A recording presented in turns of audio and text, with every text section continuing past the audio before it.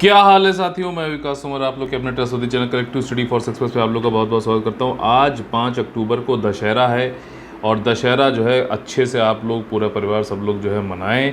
ठीक, एक बुराई पर जीत हासिल करने पर दशहरा जो है मनाया जाता है। लेकिन आज के टाइम पे क्या है कि अच्छा बुराई तो अपना काम करती रहती है, अच्छाई जो है उनके खिलाफ कोई भी स्टेप लेना नहीं चाहती, इसलिए बुराई जीत रही है। तो ऐसा नहीं है कि बुराई हमेशा जीतती रहेगी, अच्छाई को बस पता नहीं है कि वो कितने ताकतवर है और अच्छी चीज़ों को कितना उनको बढ़ाने की ज़रूरत है। अदरवाइज़ बुराई इतना ज़्यादा बढ़ जाए कि जब तक आपको अच्छाई का जो है गला ना घुट जाए तब तक आपको वेट करने की क्या ज़रूरत है। स्टेप्स लीजिए और अच्छाई को आगे करिए। ये मैं नहीं कह रहा हूँ, ये गीता में लिखा है, यही गीता में कहा गया था जब अर्जुन ने पूछा था कृष्ण जी से कि क्यों लड़ूँ, ये भी तो हमारे अपने। ठीक, तो ये चीज़ है, धर्म उन्होंने तब बताया था। धर्म मतलब duty, not religion. 10 most important topic जो हैं वो हम लोग देखेंगे अब विस्तार से। ठीक, श्याम जी कृष्ण वर्मा, इंडियन हिस्ट्री से संबंधित है। श्याम जी कृष्ण वर्मा जी का के बर्थ एनिवर्सरी थी 4 अक्टूबर को, तो मोदी जी ने ट्रिब्यूट दिया है। श्याम कृष्ण वर्मा जी फ्रीडम फाइटर थे, लॉयर थे, जर्नलिस्ट थे, लंदन में बेस्ड थे और लंदन में रहकर भी भारत की स्वतंत्रता के लिए काफ़ी ज़्यादा इन्होंने कदम उठाए, जैसे कि इंडियन होम रूल सोसाइटी। ठीक, ये एक भारतीय संगठन था, 1905 में लंदन में बनाया गया था और इसका जो मेन उद्देश्य था कि भारत में जो भारतीय हैं वो सेल्फ रूल कर सके ब्रिटिश इंडिया के अंदर रहते हुए। ठीक, स्वशासन के को बढ़ाना मतलब ये थी। और ये ऑर्गेनाइजेशन को फाउंड किया था, ठीक, किसने भैया, ये आपके श्याम कृष्ण वर्मा जी, बीका जी कामा, दादा भाई नरोजी और SR राणा। ठीक, देखे कामा और नरोजी ये दोनों ही क्या पारसी कम्युनिटीज़ हैं। तो पारसी कितने कम हैं, ये भी तो अल्पसंख्यक हैं, लेकिन फिर भी उन्होंने भारतीय स्वतंत्रता और आज तक जो है अपना रोल अदा कर रहे हैं। ठीक, तो अगर अच्छा काम करोगे तो कोई नहीं कुछ बोलेगा। खैर, तो ये इंडियन होम रूल सोसाइटी बनाई गई थी श्याम कृष्ण वर्मा जी के द्वारा और सपोर्ट किसका हुआ था, बीका जी कामा जी का, दादा भाई Naoroji, SR Rana. India house इन्होंने बनाया, ये क्या था कि लंदन में बनाया। जो स्टूडेंट थे और वहाँ पे लंदन में जाके पढ़ रहे थे और तो उनके लिए रिहाइश थी एक तरीके से रहने का। 1905 से लेके 1910 के बीच में रहा और ये भारतीय जो स्टूडेंट हैं उनमें ब्रिटेन में रहते हुए भी उनके अंदर एक नेशनलिस्ट व्यूज़ को बढ़ावा देने की बात करी थी, राष्ट्रवादी विचारों को। इसके अलावा भारतीय समाजशास्त्री, इंडियन सोशलॉजिस्ट, इसको भी लंदन में इन्होंने फाउंड किया था। मंथली मैगजीन टाइप की थी जिसमें नेशनलिस्ट आइडियाज़ यानी कि राष्ट्रवादी विचारों को जो है बढ़ावा दिया जाता था। नेक्स्ट टॉपिक है वर्ल्ड हैबिटेट डे। हैबिटेट मतलब रहने की जगह, इट्स मतलब थोड़ा सा डिफरेंट होता है हाउस या होम से। ठीक, तो पहला मंडे जो होता है अक्टूबर महीने का पहला मंडे, इस बार का पड़ा 3 अक्टूबर को, तो भाई साहब 3 अक्टूबर को हम लोग वर्ल्ड हैबिटेट डे मनाएंगे। और इस बार का जो थीम है वो थीम क्या है, mind the gap, leave no one and place behind. भैया जो ये दूरियां हैं इसको देखो और किसी को भी और किसी जगह को पीछे मत छोड़ो। ठीक, ये जो है थीम था और इसमें इस बार 3C पे उन्होंने जो है फोकस किया है इस बार। ठीक, ये थीम है लेकिन 3C पे फोकस किया। CCC वो है कोविड-19 क्लाइमेट कॉन्फ्लिक्ट की वजह से ह्यूमन सेटलमेंट काफ़ी ज़्यादा वहाँ पर असमानताएं और वल्नरेबिलिटीज़ यानी कि कमजोरियाँ बढ़ गई हैं, खतरा बढ़ गया है। हिस्ट्री 1985 में UN जनरल असेंबली ने एक प्रस्ताव लाके इसको पारित किया था कि हम वर्ल्ड हैबिटेट डे मनाएंगे और पहली बार जो सेलिब्रेट किया गया 1986 में किया गया नैरोबी केनिया में और थीम था शेल्टर इज़ माई राइट। ठीक, याद रखना, इस बार माइंड द गैप वाला हिंदी में बताया तो याद रहेगा। अब देखो, जो इकोनॉमिकली वीकर सेक्शन बच्चे हैं और पढ़ना चाहते हैं और 8वीं के बाद नहीं पढ़ पाते हैं या जो भी है, तो उनके लिए एक टेस्ट रखा जाता है। ठीक, टेस्ट रखा जाता है मेरिटोरियस स्टूडेंट, ताकि जो है भले ही हमारे देश में सिस्टम ये है कि मान लीजिए सब लोग नहीं पढ़ पा रहे हैं, कुछ भी कारण हो सकता है, इकोनॉमिक कंडीशन हो सकती है, लेकिन जो मेरिट वाले हैं उनको मौका दिया जाए कि वो इस टेस्ट में बैठें और स्कॉलरशिप जीतें और अपनी पढ़ाई को आगे जारी रख सके। इस टाइप के जो है मुझे लगता है कि आरक्षण का विकल्प ये हो सकता है इस टाइप के कि आप बचपन से जो भी वर्ग के, जिनको भी SC के ST के, ठीक, जिनको भी आप आज दे रहे हो आरक्षण, उनको आप आरक्षण देने के लिए वोट बैंक पॉलिटिक्स क्यों करते हो। ठीक, उनके बच्चों को आप फ्री में पढ़ाओ, रेसिडेंशियल में पढ़ाओ बैठ के। ठीक, सबको जो है बिल्कुल वहीं तैयार करो, एक लेवल प्लेइंग फील्ड पे रखो और उसके बाद compete करने दो, ताकि वो भी अपनी प्रतिभा को जो है अच्छे से निखार पाए। तो ये होना चाहिए इस तरीके का, मुझे लगता है कि आरक्षण को हटाकर, क्योंकि आरक्षण तो वोट बैंक पॉलिटिक्स का हो गई, और समाज में जो अभी भी देखा जाए तो सोशल एक्सेप्टेबिलिटी नहीं है, ठीक है। भले ही वो जो है पोस्ट मिल रही है, रैंक मिल रही है, प्रमोशन हो रहा है, एजुकेशन में दाखिला मिल रहा है, लेकिन वो एक्सेप्टेबिलिटी अभी भी नहीं आ पा रही, जिससे असमानताएं बढ़ती जा रही हैं, ठीक। तो ये एक मॉडल हो सकता है।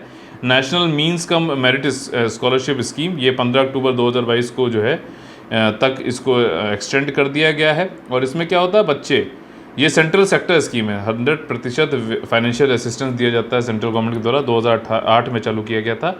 इसका उद्देश्य यही है कि जो मेरिटोरियस मेधावी छात्र हैं इकोनॉमिकली वीकर सेक्शन में, वो 8वीं क्लास या मतलब वहाँ पे ड्रॉप ना करना पड़े उनकी आर्थिक स्थिति कमजोर होने के कारण, और उनको एनकरेज किया जाए कि भैया आओ पढ़ो और सेकेंडरी स्टेज तक जाओ, ठीक। 1 लाख फ्रेश स्कॉलरशिप इसमें अवॉर्ड करी जाती है हर साल 9th क्लास के बच्चों को। फिर इसको रिन्यू या फिर कंटिन्यूशन में आप डाल सकते हो 10th क्लास 12th तक, ठीक है। स्टेट गवर्नमेंट, ठीक, प्राइवेट स्कूल्स नहीं है इसमें, state government aided and local body schools इसके अंदर होते हैं। 12,000 रुपये अभी मिलते हैं हर साल, ठीक, यानी कि हर महीने अगर देखा है तो 1,000 रुपये, जो कि पहले 500 रुपये था, यानी कि पूरे साल में 6,000 था, डबल कर दिया गया 1 अप्रैल 2017 से।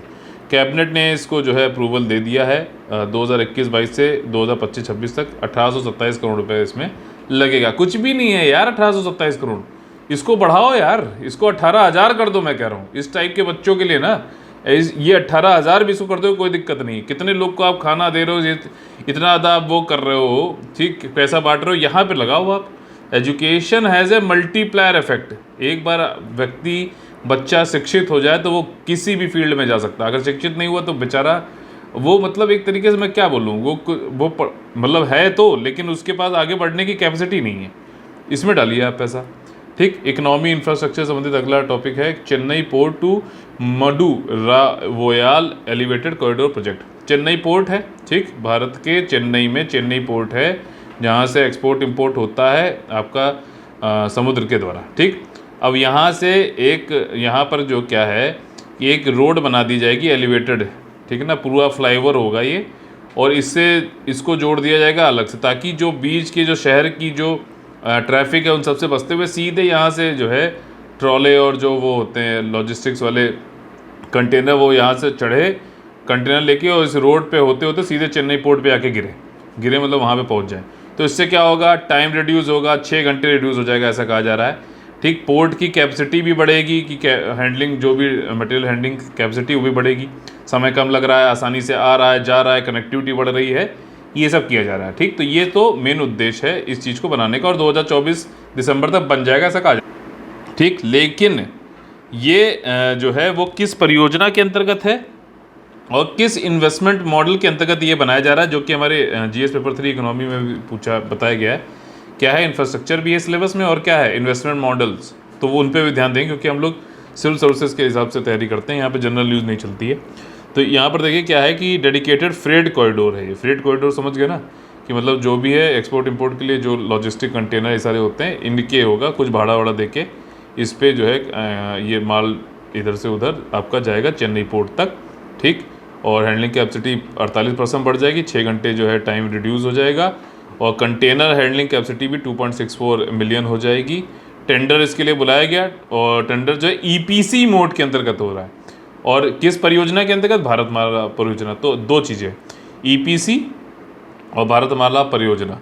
तो भारतमाला परियोजना क्या है, 2017 में चलाई गई थी, ministry of road and transport इसको जो है आपका प्रशासनिक नियंत्रण जो है मिनिस्ट्री ऑफ रोड का होता है, लेकिन इसको इम्प्लीमेंट NHAI करता है, national highway authority of India, और ये डेवलप करता है ये क्या क्या इसके अंतर्गत भारतमाला परियोजना में क्या क्या डेवलप किया था, economic corridor, inter corridor, feeder route, national corridor efficiency, border international connectivity road, ठीक है ना, Bharat coastal portal connectivity road जो अभी हम लोगों ने देखा, ग्रीन फील्ड एक्सप्रेसवे, मतलब नए सिरे से एक्सप्रेसवे बनाना है। एक्सप्रेसवे में कम से कम एक साइड पे 3 लेन होती हैं, तो 2 साइड पे कितने हो गए, 6 लेन, तो उसको एक्सप्रेसवे बोला जाता है, मतलब आसान भाषा में।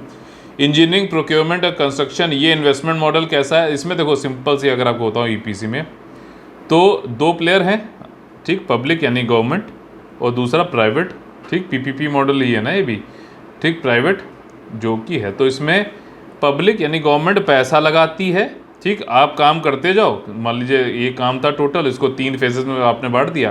पहला फेज़ ख़त्म करोगे पेमेंट मिलेगा, दूसरा फेज़ ख़त्म करोगे पेमेंट मिलेगा, तीसरा फेज़ ख़त्म करोगे पेमेंट मिलेगा।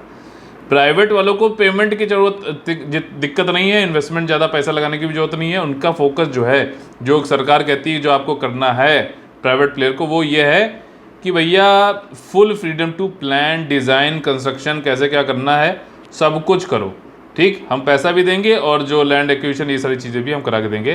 तो ईपीसी काफ़ी सक्सेसफुल रहा है, और बीओटी आपका बिल्ड, ऑपरेट, ट्रांसफ़र, ठीक, इन सबसे ज़्यादा सक्सेसफुल ईपीसी रहा है।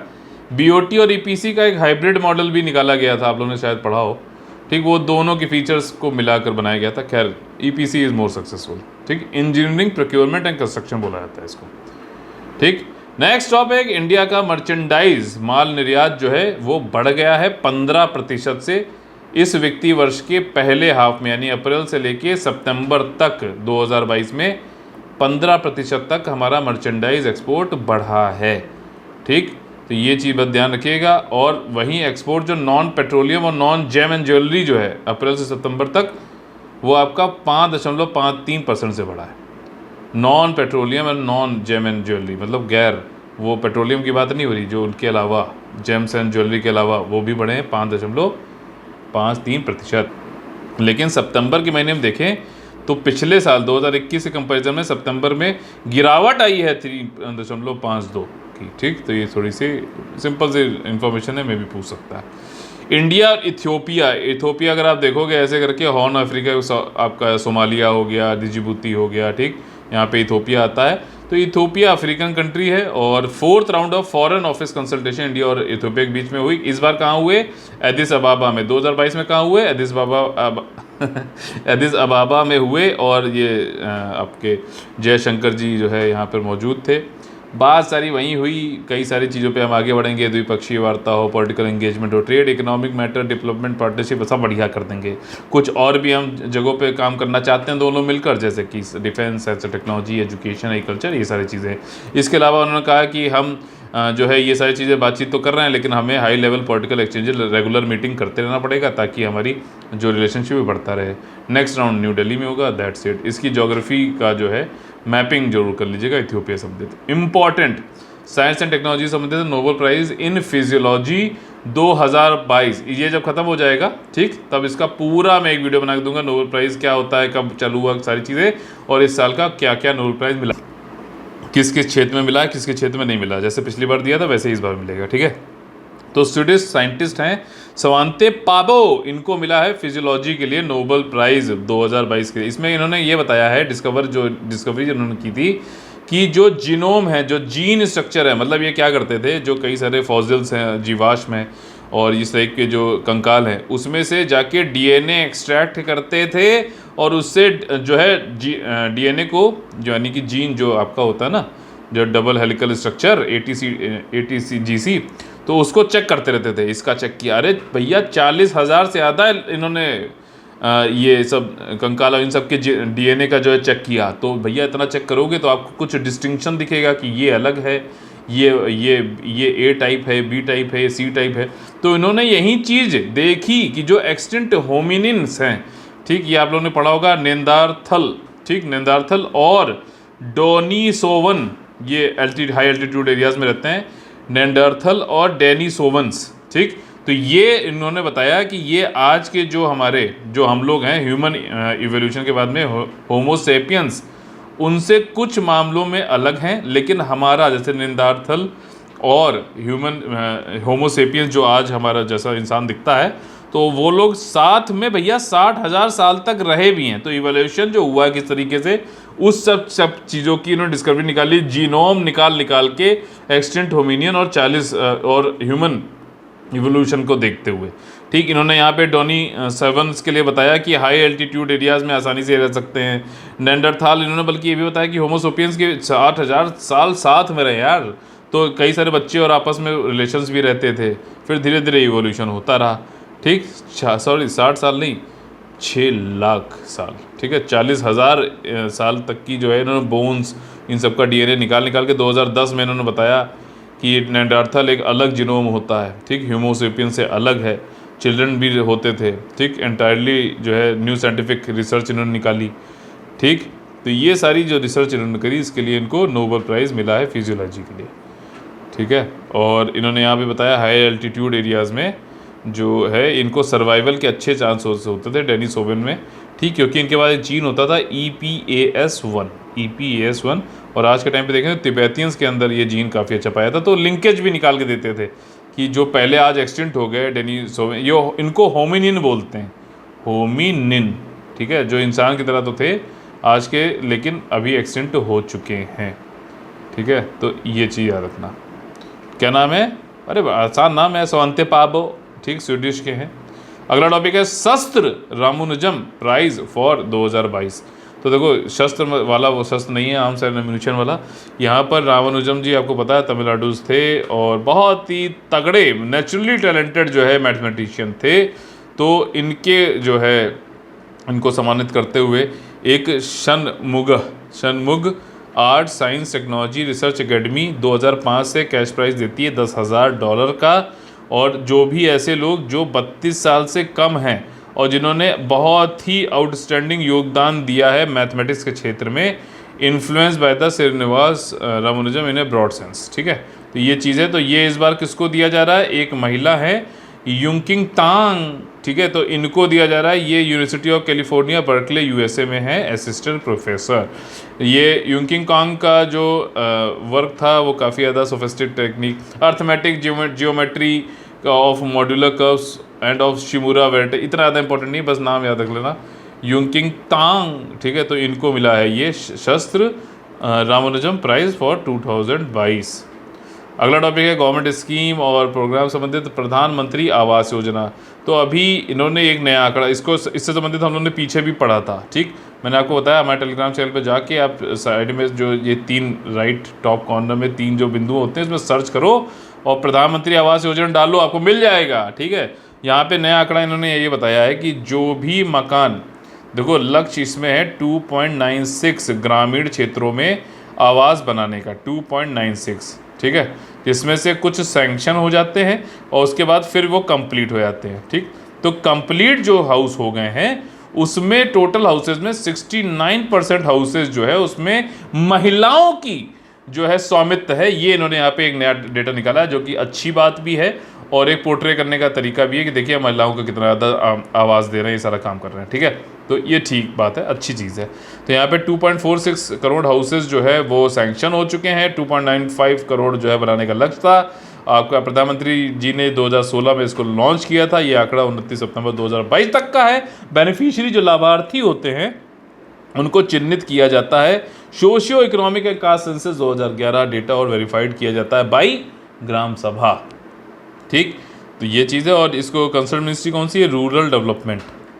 ग्राम सभा भारत में जो है डायरेक्ट डेमोक्रेसी का एग्जाम्पल है। डायरेक्ट डेमोक्रेसी यानी कि जो लोग हैं वो खुद से डिसीजन लेते हैं, और वही लोकसभा, राज्यसभा और विधानसभा ये सब इनडायरेक्ट डेमोक्रेसी है, अप्रत्यक्ष लोकतंत्र, क्योंकि हम अपना प्रतिनिधि चुनते हैं जो जाके हमारी बात रखता है। अगला टॉपिक है गवर्नमेंट स्कीम। अगेन देखिए प्रधानमंत्री मुद्रा योजना, तो ये अभी डिसबर्सल अगर देखा जाए योजना में, इसमें लोन दिया जाता है। मुद्रा योजना, मुद्रा दी जाएगी लोन की तरीके से, ठीक है। लोन दिया जाएगा 3 तरीके से। SKT शिशु 50,000 तक का लोन लेगा भैया शिशु। किशोर 50 से लेकर 5 लाख तक का लोन ले सकते हो। तरुण, ठीक, 5 लाख से 10 लाख तक का लोन ले सकते हो। तो मैक्सिमम लिमिट है 10 लाख रुपए, मिनिमम लिमिट है, जीरो तो नहीं हो सकती, 50,000 रुपये तक आप शिशु में रहते हो, किशोर में 50 से 5 और तरुण में 5 से 10 लाख रुपए तक का ये लोन ले सकते हो। अभी देखा गया है कि रिकॉर्ड इस साल, मैंने बताया इस वित्तीय वर्ष का पहला हाफ खत्म हो चुका है, पहले 6 महीने अप्रैल से सितंबर तक। तो इसमें जो है 30% का उछाल देखा गया है जो लोग ऋण लोन ले रहे हैं मुद्रा योजना के अंतर्गत। ये स्कीम 8 अप्रैल 2015 को लॉन्च करी गई थी वित्तीय मंत्रालय के द्वारा, और ये समावेशी यानी कि वित्तीय समावेशन को बढ़ाने के लिए किया गया था। इसके 3 पिलर हैं, 3 स्तंभ हैं। एक है बैंकिंग द अनबैंक, जहां बैंक नहीं पहुंचा है उनको बैंकिंग की सुविधाएं पहुंचाओ। सिक्योरिंग द अनसिक्योर्ड, जो गरीब लोग हैं जिनको सूदखोर ऐसे जो है ब्याज के जाल में फंसते हैं कि उनकी पुश्तें तक नहीं चुका पाती, उनको सिक्योर करो। ठीक, वित्तीय समावेशन होगा तो ये सब हो सकती है। और तीसरा है फंडिंग द अनफंडेड, जिनको कभी फंडिंग नहीं मिलती है, वित्तीय सहायता नहीं मिलती है, उनको वित्तीय सहायता दो। बाकी एसकेटी मैंने आपको पहले ही बता दिया है। इसमें कोई भी इंडियन सिटीजन जो नॉन फार्म सेक्टर में इनकम जनरेटिंग एक्टिविटी करना चाहता है, यानी कि कृषि संबंधित अगर आप कोई काम कर रहे हो तो आपको लोन नहीं मिलेगा। नॉन फार्म सेक्टर में बिजनेस प्लान है जिसके पास इनकम जनरेट करना चाहते हो, जैसे कि manufacturing, processing, trading, service sector, तो आप जो है इसमें अप्लाई कर सकते हो और उनको लोन मिलेगा। और सभी पब्लिक सेक्टर बैंकों से, रूरल रीजनल बैंकों से, कोऑपरेटिव बैंक से, प्राइवेट सेक्टर बैंक से, foreign bank, micro finance institution, non banking finance commission up to 10 lakh rupees. Micro, इसका फुल फॉर्म याद कर लो, micro units development and refinance agency limited, loans under Pradhanmantri Mudra योजना। ठीक, चलिए अच्छा क्वेश्चन देख लेते हैं डायरेक्टली, एमसीक्यू नहीं है आज। ठीक, आज का क्वेश्चन देखने से पहले 4 अक्टूबर को जो हमने क्वेश्चन दिया था जीएस पेपर 3 इकोनॉमी संबंधित, what is windfall tax, part A, 10 marks का क्वेश्चन है, 150 वर्ड में लिखना है। ठीक, WFT इसमें लिखना है क्या चीज़ है, जैसे मैं करता हूँ वैसे बताना आपको। Why it was impose recently, क्यों आया, ठीक, रिसेंटली, और एक्सप्लेन विद एग्जाम्पल। तो इसी में ही आपको सी में एग्जाम्पल भी देखने पड़ेंगे। ठीक, तो आपको अगर मान लीजिए कुछ आ रहा है दिमाग में तो आप तुरंत ही यहाँ पे शॉर्ट में लिखो, जैसे मैं लिखता हूँ वैसे बता रहा हूँ रफ में। ठीक, क्यों आया था अभी, क्योंकि Covid, supply chain disruption, Ukraine war. ठीक, ऐसे करके लिख लूँगा मैं, और फिर इसमें मैं ये समझूंगा, फिर मैं एलोकेशन करूँगा इसको। मुझे जो है आपका वहीं 2-3 लाइनों में ख़त्म कर रहा है विंडफॉल टैक्स को, इसमें फिर एक एग्जाम्पल भी डालना है, फिर उसके बाद क्यों इसको इम्पोज किया गया। ठीक, उसमें ये सारे जो चीज़ें हैं विद एग्जाम्पल उनको बता देना है, और फिर एंड में एक डी में क्लोजिंग वो रखना है कि इससे हमें विंडफॉल टैक्स जो है एक वैसे कोई नाम नहीं होता है इसका नाम क्या होता है, सेंट्रल एक्साइज ड्यूटी करके वो लगाया जाता, तो मीडिया में हम इसको आसान भाषा में विंडफॉल टैक्स बोल देते हैं। तो इसको इंट्रो में भी लिख सकते हो, बाद में भी लिख सकते हो कि एक लेवल प्लेइंग फील्ड बनाए रखने के लिए, और उसके लिए ये किया जाता है। तो यहाँ पे आप बता दो विंडफॉल टैक्स क्या है, कि अगर मान लो मार्केट में कुछ ऐसी कंडीशंस बन जाती हैं जिसकी वजह से जो लोग उसमें काम कर रहे थे उनको खुद की अपनी कोई नए काम या फिर नई सोच या फिर क्रिएटिविटी के लिए नहीं, बल्कि मार्केट में सिचुएशन की वजह से बहुत ज़्यादा अगर जब प्रॉफिट होने लगता है तो सरकार उसमें से कहती है कि कुछ हमें भी दो भैया, अकेले मत कुछ सब कुछ खा लो, तो उसको विंडफॉल टैक्स बोलते हैं। और अभी इसको क्यों इम्पोज किया गया था, चूँकि अभी यूक्रेन वॉर की वजह से, कोविड-19 और इन सब की वजह से क्रूड ऑयल का जो है वो दाम बहुत ज़्यादा बढ़ गया था। ठीक, आपका $125 प्रति बैरल भी पहुंच गया था, जिसकी वजह से जो प्रोडक्शन कैपेसिटी मान लीजिए पहले जो है रिलायंस ONGC 100 लीटर निकालते थे, आज भी 100 ही निकाल रहे, लेकिन 100 के लिए पहले मान लीजिए $1 मिलता था, तो आज 100 के लिए जो है आपका 100 हर एक बैरल जो है हर एक लीटर के लिए 10 हो गया, तो ये आपका 1000 हो गया। तो उन्होंने क्या कुछ एक्स्ट्रा प्रोडक्शन किया या फिर कम दाम में प्रोडक्शन किया, नहीं, मार्केट में सिचुएशन ऐसी हुई उनको मिलने लगा।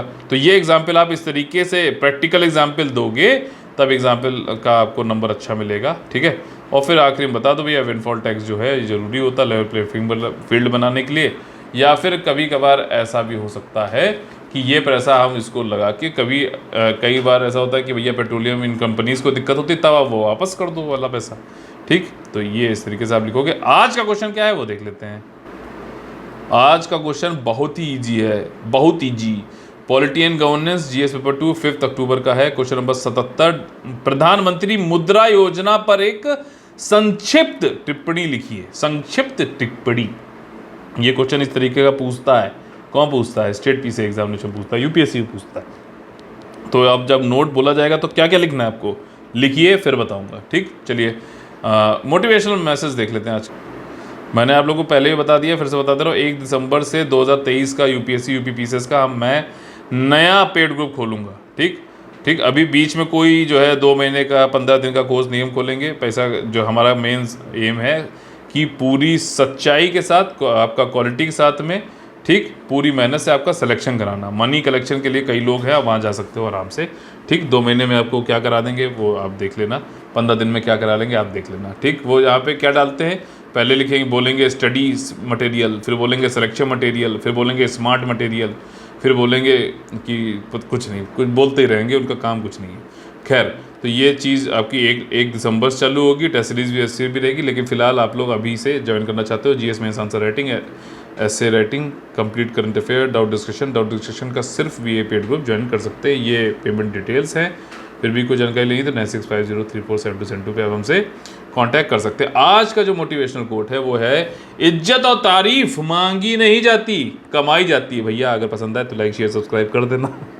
ठीक, तो इज्जत और तारीफ मांगी नहीं जाती, कमाई जाती है। अगर आपको लग रहा है कि भैया कुछ पसंद आता है तो लाइक शेयर सब्सक्राइब करो, कमेंट करो।